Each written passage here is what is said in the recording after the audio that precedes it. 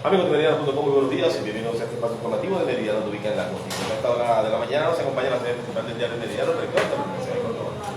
Ahí lo todo. Vamos a hablar de diversos temas. Este 8 de agosto, posesión del nuevo presidente de la República, Gustavo Petro. Y vamos a hablar de varias de las reformas que ha planteado el nuevo primer mandatario, sobre todo reformas que tienen que ver con la parte financiera que van ligadas al fortalecimiento de diferentes sectores. Rector, buenos días.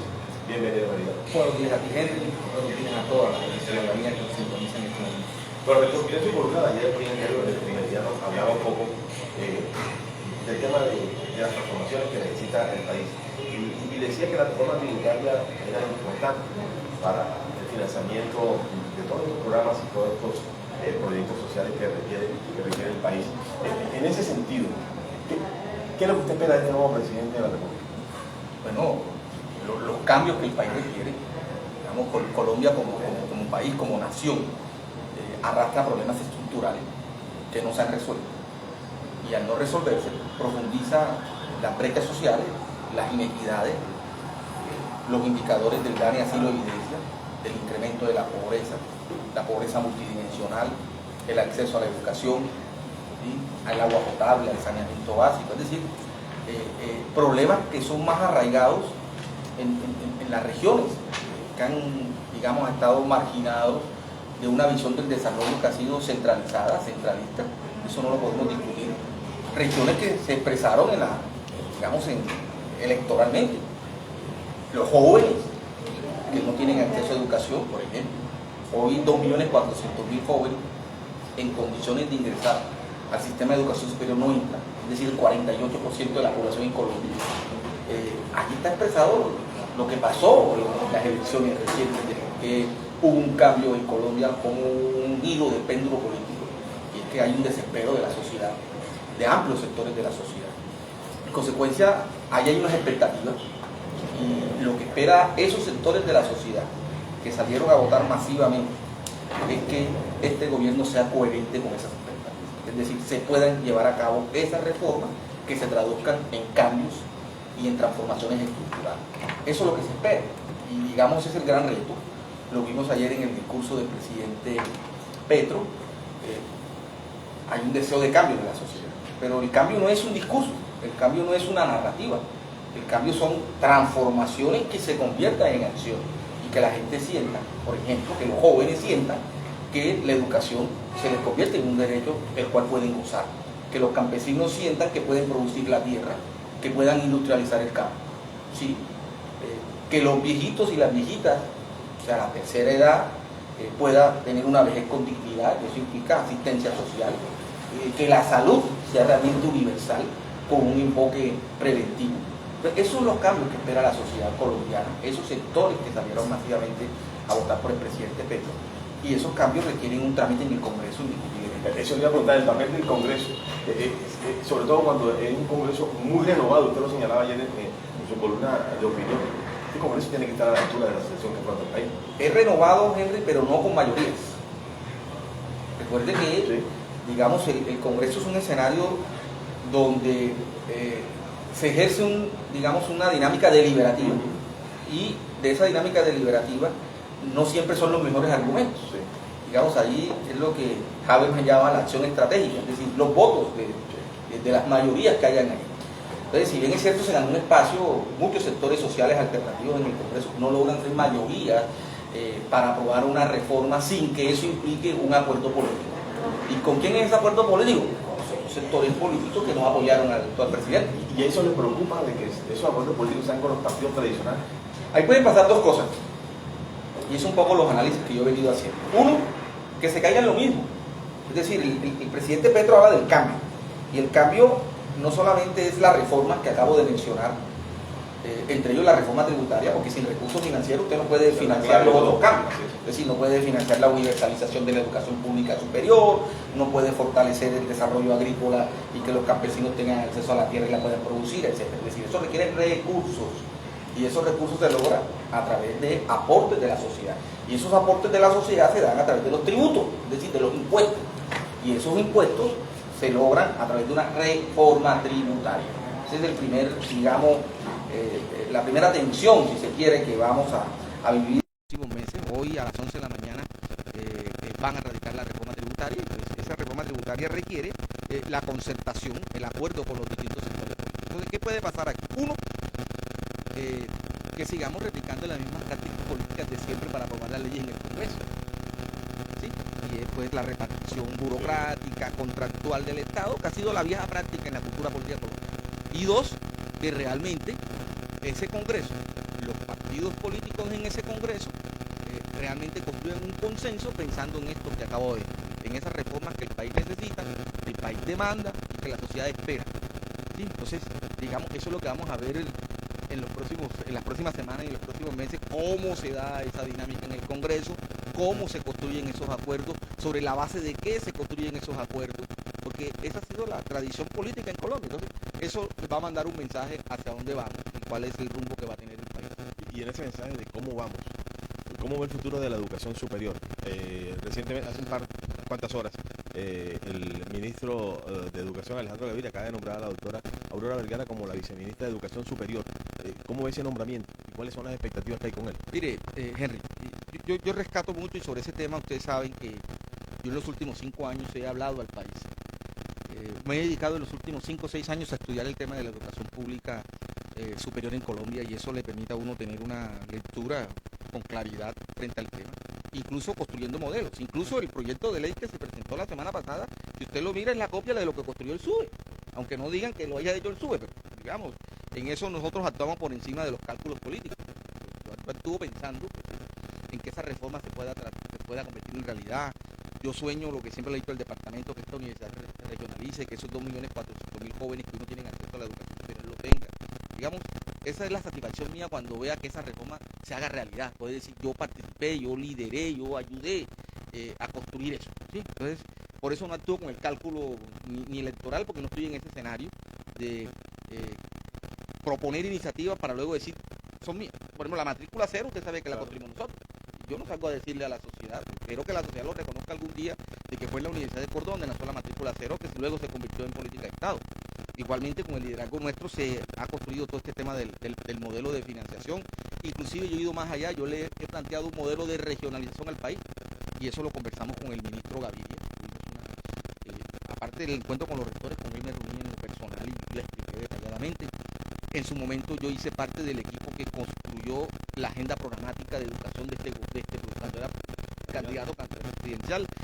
Me reuní en varias veces con el presidente Petro y le planteaba esto, le explicaba eso. Él me preguntaba, Jairo, ¿cómo ves tú este escenario? ¿Cómo ves la regionalización? ¿Cómo se puede hacer realidad? Yo he sido como un actor que he tratado de contribuir, igual que el gobierno saliente también participé y contribuí. Digamos, cuando uno tiene conocimiento de algo, pues lo aporta en la construcción de lo que el país necesita.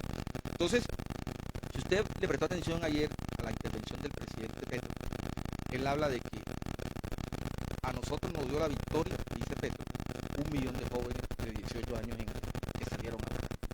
Debemos trabajar en función de esos jóvenes. Óigase, pues esos jóvenes esperan que haya una reforma a la educación superior.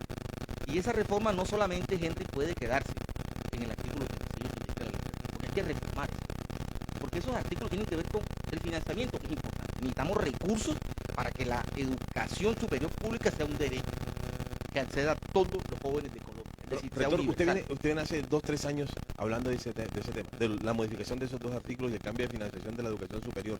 ¿Usted ha sentido que ha encontrado eco? ¿Encontró eco en el gobierno anterior? ¿Ha encontrado eco en el nuevo Congreso? No, porque siempre se ha sido renuente a esos cambios, porque esos cambios demandan recursos financieros. El gobierno anterior pues dio un aporte importante, transitorio, coyuntural, que respondió a una política de gobierno, pero no de Estado. Una reforma como la que ha planteado el SUBE es una reforma en términos de política de Estado. Es decir, que no responda a los 4 años de este gobierno, sino que quede en el tiempo. Eso es lo que estamos tratando de hacer. O sea, una reforma que garantice un derecho.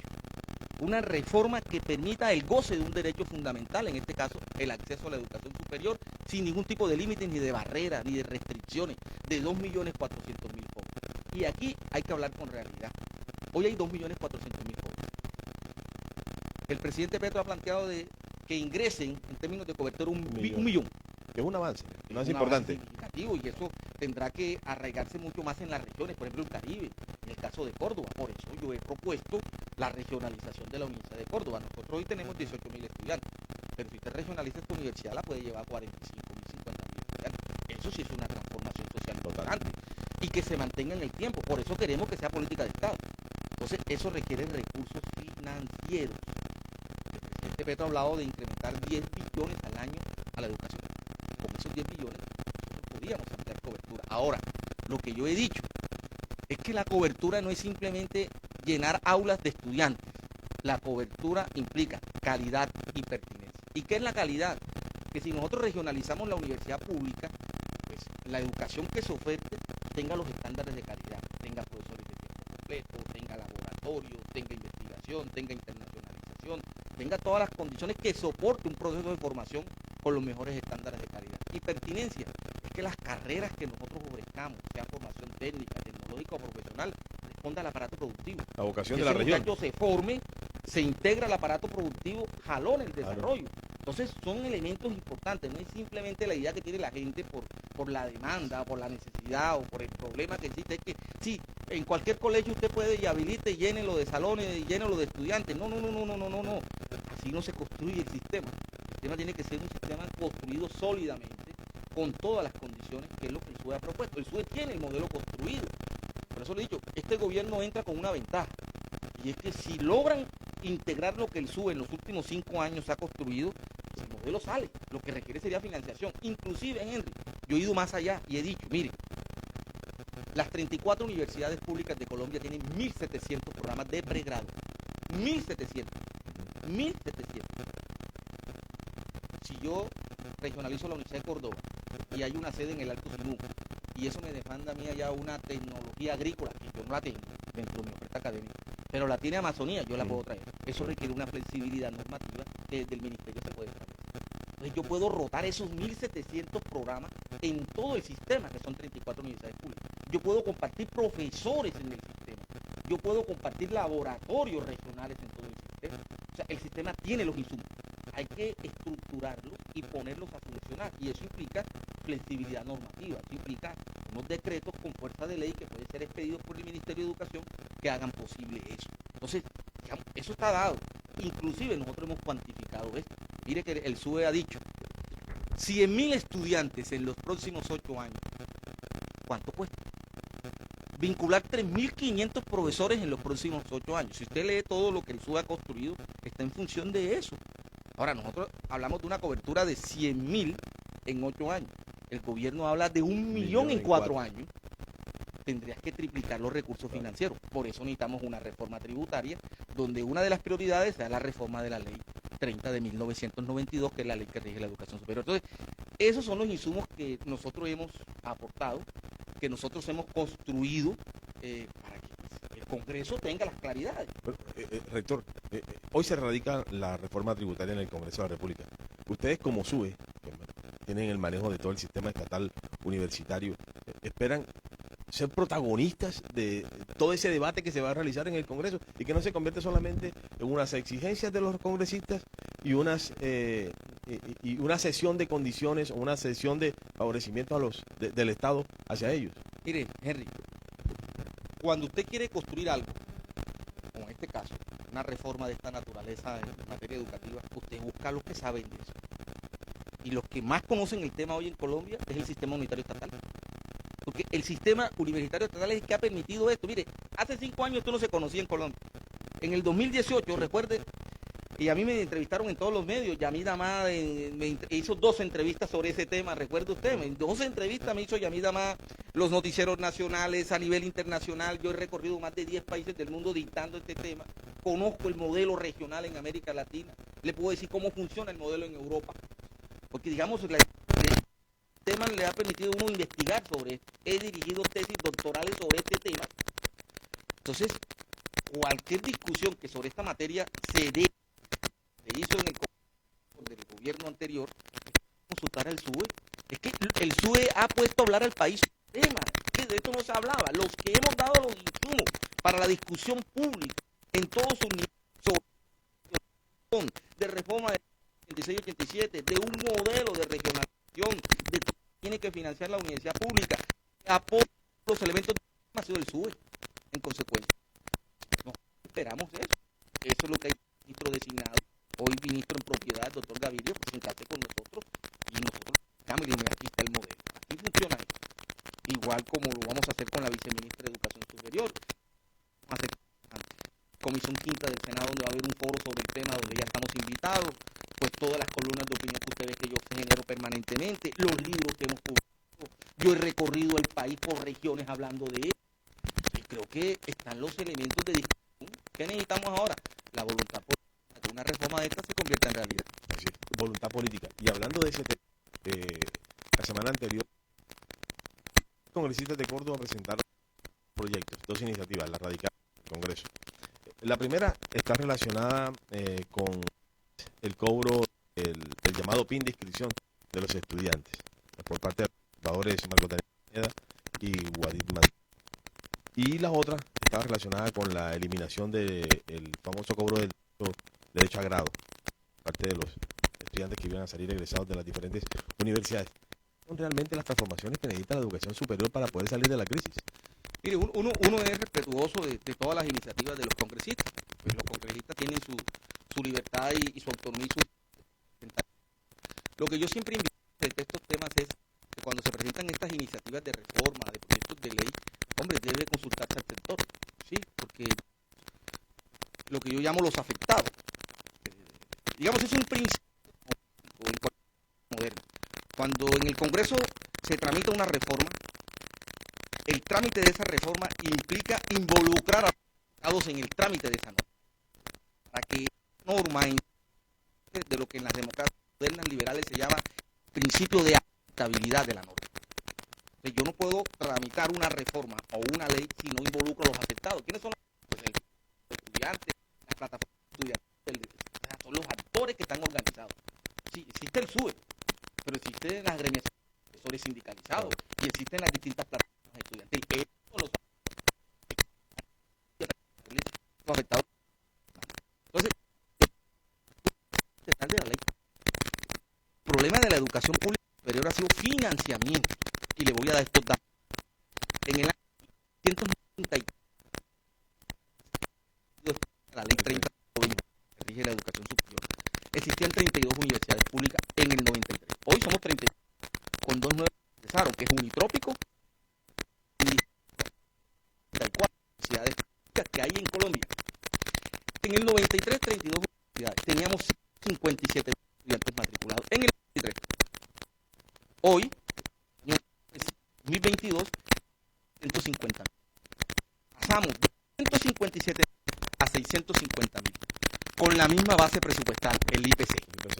Y nosotros hemos crecido 5 puntos por encima del IPC.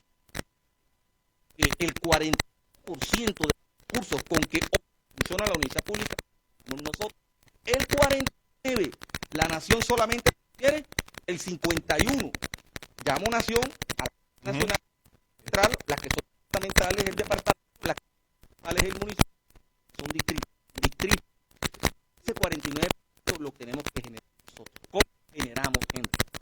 Matrícula de grado, matrícula de posgrado, seminario, diplomado, curso, la venta de PIN, etcétera, etcétera. Tenemos que salir y generar recursos. ¿Cuál es el problema allí? Darle financiamiento a la universidad. A la universidad pública. Ese 100% de nosotros, todo gratuito. No había ningún. Entonces, hablan a mí de una del PIN. Pues es el primero que viola la universitaria por un lado. ¿Por qué viola la universitaria por un lado? Porque resulta que pues la jurisdicción es nuestra autoridad para poder subsistir. Sí. Y eso no estructura. O sea, ¿cómo voy a usar el como la educación pública? Mil jóvenes, el 40% educación. Hay que de forma interna.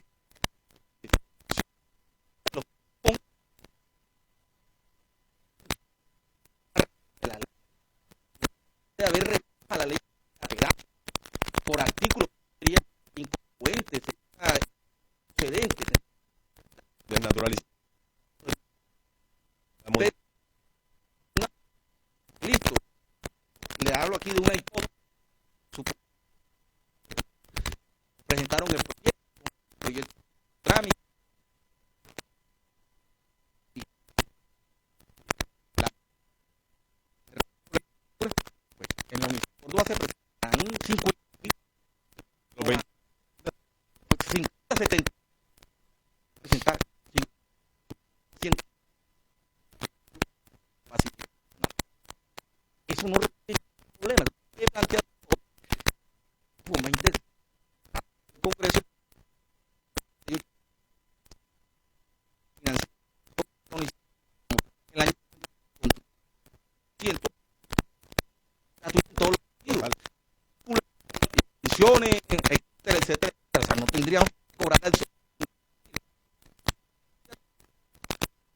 derecho, goce de un totalmente grande. Porque es que hoy la gente se lleva con esto.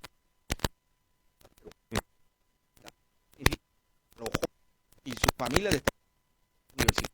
Porque esa es una fuente. Hoy se cambia la fuente, no lo paga del joven, no que lo paga la universidad, porque necesitamos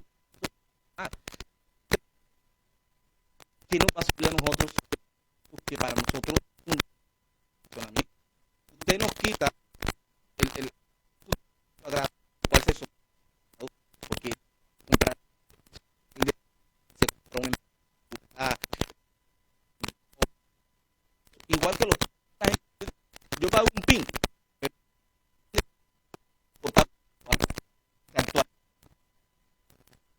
los algoritmos de plata hay soluciones culturales. Damos una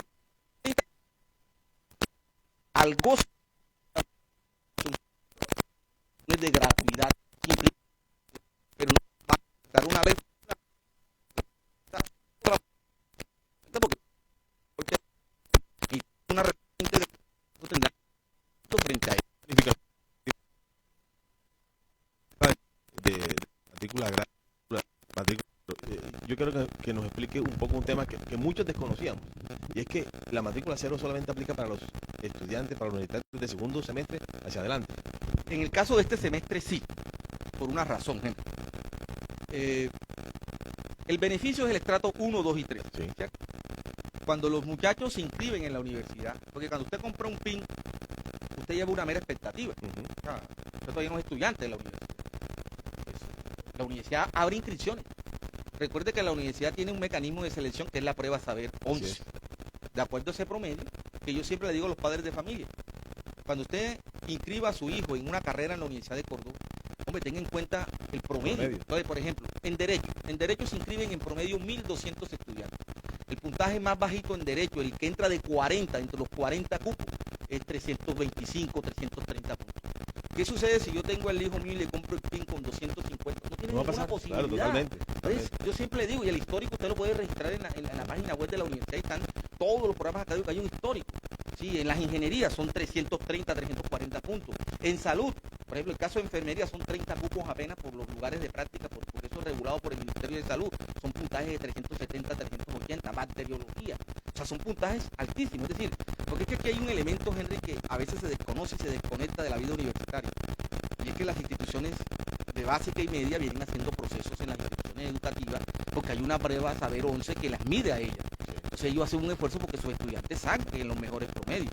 Y tengo que decirle esto, en los últimos años, los estudiantes que están ingresando a la Universidad de Córdoba por los mejores promedios no son de instituciones privadas, sino públicos. ¿Qué nos está mostrando eso? Que los colegios públicos, las instituciones públicas de básica y media, están haciendo esfuerzos importantes por tener los mejores bachilleres, para que sean más competitivos, y en la medida en que logran ganarse esa prueba, tendrán las opciones de ingresar a la universidad pública. Eso es lo que nosotros esperamos. Nosotros recibimos, que también he dicho, hay que integrar el sistema preescolar, básica y media con la superior, porque nosotros estamos recibiendo lo que está formando la básica y la media. Si allá forman mal, pues va a ser muy difícil que nosotros podamos corregir en el proceso. Entonces hay que integrar, ya tiene que pensarse la educación en Colombia, integrar los sistemas. Entonces, ¿por qué le digo esto? Porque hay una discusión siempre permanente con el tema de los pines, que compro el pin, que mi hijo no entra, que sea gratuito. Entonces, ese es un beneficio para los padres de familia y para los jóvenes de los estratos 1, 2 y 3. ¿Qué pasó este semestre? El gobierno saliente solamente giró recursos que comprometen a estudiantes de segundo a décimo semestre, o sea, no cobija a los estudiantes de primer semestre. Si la universidad da esos recursos, nos van a golpear. ¿Y de dónde vamos a suplir nosotros esos recursos? Fue lo que nos pasó cuando la pandemia. Recuerde que hicimos todo un trabajo y la universidad soportó, nunca nadie reconoció eso. No, además, ¿quién le garantiza que entra un alumno primer semestre y no quiera seguir estudiando? Y se pierde ese cupo allí que pudo haber sido utilizado por una persona que realmente que tenía la intención de avanzar en su Entonces usted mira a veces por las redes, que eso invito a la gente, constaten, verifiquen, es que mi hijo es deportista. Pues la universidad tiene una reglamentación que se integró, donde las negritudes, los indígenas, los mejores bachilleres del municipio, los deportistas, pues nosotros damos 2 cupos por carrera, que en la práctica son 30 cupos para la población juvenil normal, que no sea de esos sectores, y ellos compiten entre ellos. Entonces los deportistas cuando se inscriben como deportistas, y entre los deportistas las mejores pruebas son seleccionados. Los indígenas entre ellos, las negritudes entre ellos. Es la capacidad que tenemos, son 2 cupos por esta lo que llama poblaciones minoritarias. Entonces, ¿qué está sucediendo? Que el gobierno nacional saliente, que salió ayer, nos mandó o nos va a enviar recursos para el segundo semestre de 2022 en materia de la actividad de matrícula para estudiantes de segundo a décimo. O sea, no nos cobijó primero. La universidad tiene que cobrarle la matrícula de primer semestre. Okay. Esperamos que el nuevo gobierno, como ya se comprometió con nosotros el ministro Gaviria, a garantizarnos el otro año los mismos recursos, porque eso es un logro del SUBE, tengo que decírselo a usted aquí. Nosotros teníamos el temor, y es que hasta este año el gobierno Duque cumplió con los acuerdos que se firmaron en el 2018, que son los puntos adicionales al IPC, recursos para los planes de fomento, toda esa financiación que nos dio como política de gobierno. ¿Cuál era el temor de nosotros? Este gobierno nos cumplió hasta el año 2022, ¿por qué nos cumplió? ¿Qué pasa el 2023? ¿A qué acuerdo llegamos con el ministro Gaviria? Hombre, mantener los mismos recursos el año 2023 hasta que se haga la reforma. Entonces, eso ya nos manda un mensaje tranquilizador. Entonces, es un mensaje tranquilizador para los estudiantes de que en el caso de la matrícula gratis, pues eso es irreversible, ya es una política de Estado. Tendrá que garantizarse y hacer los correctivos y hacer los ajustes para que para el próximo semestre, o sea, el primer semestre del 2023, los estudiantes nuevos, o sea, de primer semestre, también accedan al beneficio, porque en eso se ha comprometido el nuevo gobierno. Oiga, rector, no puedo despedirlo sin preguntarle por la Universidad de La Sabana, por la Universidad de Córdoba, según cómo va el tema de la dotación que ha hablado con el gobernador en ese sentido. No, nosotros esperamos que hacia octubre o noviembre pues estemos ya formalizando el convenio, y en eso tengo que ser muy claro con la ciudadanía. La universidad espera ya esa formalización. ¿Ustedes todavía no han recibido la sede como tal? No, porque eso se recibe a través de un convenio. Recuerde que el convenio obliga o compromete a las partes. En el caso de la gobernación, a entregarnos la infraestructura física terminada con su dotación, ¿sí? Y la sostenibilidad o los recursos de sostenibilidad en los próximos 2 años. Ese es la y nosotros a poner a operar, y luego de esos 2 años, la sostenibilidad dependerá ya de la universidad. O sea, tenemos 2 años para que esa sede sea sostenible en términos financieros y en términos académicos. Eso es lo que estamos esperando. Yo espero que en los próximos meses eso se finiquite para pues, formalizar ese acto público, firmar públicamente, que ese documento sea público, ese convenio, en la cual las partes, en este caso Departamento de Córdoba y Universidad, se comprometen en función de esa sede universitaria, que para nosotros es importante en el marco de lo que aquí le he planteado, Henry, y es, allí estaríamos dando un ejemplo de cómo se regionaliza una universidad pública. Yo he dicho, Córdoba debe ser el modelo de regionalización en Colombia, en aras de lograr una cobertura universal, gratuita y de calidad y pertinente para los jóvenes, a ese 48% de los jóvenes. Y en ese tema de pertenencia, ¿ya la universidad tiene definido cuál va a ser la oferta institucional que va a presentar allí? Porque eso lo queremos hacer con la subregión. Okay. Es que aquí, mire, gente, y los que me escuchen, yo trato de que en estos temas me entiendan. Mire, tener una sede universitaria en una subregión de Córdoba, subregiones que han sido orientadas sin ningún horizonte claro, permitiría jalonar el desarrollo integralmente, porque nosotros ese estudio de pertinencia lo haríamos con las alcaldías, con los municipios. Sí. Eso se integraría a los planes de desarrollo. Es para que ya estos municipios de estas subregiones comiencen a hablar ya no de planes de desarrollo municipal, sino regional o subregional. Entonces, lo que una universidad les va a permitir jalonar allí. Entonces, nosotros queremos hacer eso en conjunto con la región. Que nos diga, bueno, la subregión de La Sabana en los próximos 50 años productivamente, ¿para dónde va? ¿Cuáles son sus ventajas comparativas? ¿Cuál es su mirada prospectiva? Y nosotros decir a los alcaldes, venga, sociedad civil, venga, vamos a construir aquí con ustedes este modelo de desarrollo, donde un componente aquí sea precisamente la vocación productiva. Y con base en eso nosotros tejemos la construcción de la oferta académica, que como ya le decía, si no la construimos, la podemos traer de otra parte, de otra universidad pública, dentro de las 34 públicas que hay. Entonces, aquí el verdadero desarrollo del departamento, y eso quiero que le quede claro a los cordobeses, y lo he dicho hace 5 años, el verdadero desarrollo de este departamento va a ser alrededor de la ciencia. Con nuestras sedes universitarias, se puede imaginar Sagún poniendo a funcionar toda esa subregión, alrededor de pensar realmente qué es lo que la ciencia genera, lo que la educación genera el cambio de mentalidad que eso genera.